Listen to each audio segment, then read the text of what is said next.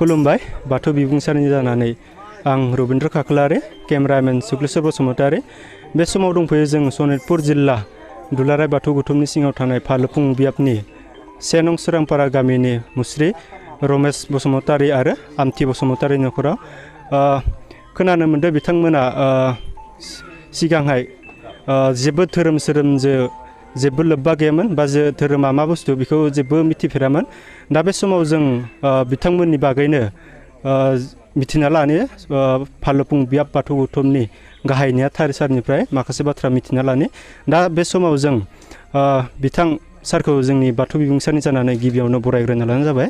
खुलुमबाय सारखौ। खुलुमबाय। गिबियावनो बाथौ बिबुंसार नागिरि बिथांमोननिसिम आंनि अननाय आरो सिबिनायखौ बावहरग्रोनाय जाबाय।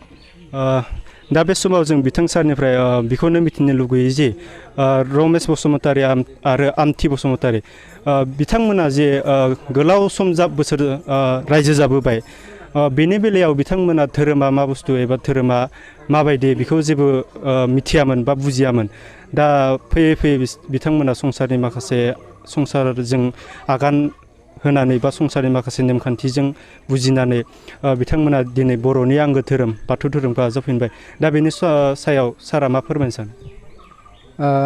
गिबियावनो जोंनि सनितपुर जिल्ला दुलाराय बाथौ गौथुमनि सिङाव थानाय फालोफुं बियाब बाथौ गौथुमनि 1 नं सोरांपारा गामियाव मानगोनां रमेश बसुमतारीजों लोगोसे आमथि बसुमतारी बिथांनि नख'राव मानगोनां जोंनि 1 नं सोरांपारा गामिनि आफादगिरि नेहाथारि बिथांमोनजों बिथां नख'रा लोब्बा लानानै जोंनि असे बाथौ धोरोमखौ आजावनायलाय जोंखौ हांख्रायनानै लाबोदों।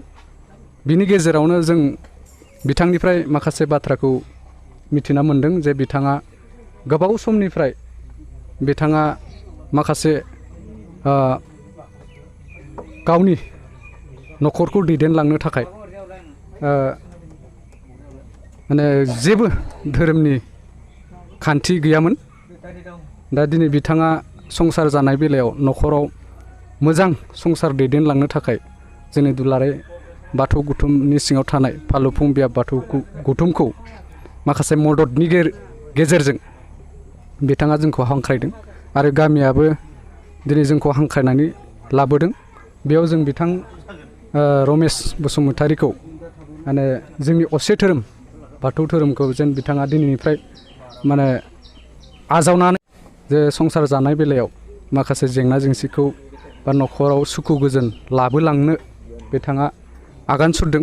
बे आगान सुरनायाव जों बिथांखौ जोंनि फालोफुं बियाब बाथौ गौथुम जानानै बिथांखौ बरायदों आरो बेबायदिनो जों आसा खालामदों बिथांखौ जेन माने धोरोमनि खान्थिजों मानिनानै रायजो राजाजों आसार खान्थिखौ मानिनानै बर'नि असे आसार खान्थिखौ मानिनानै सोलिलांगोन होननानै बिथाङा जोंनो खोथा होदों।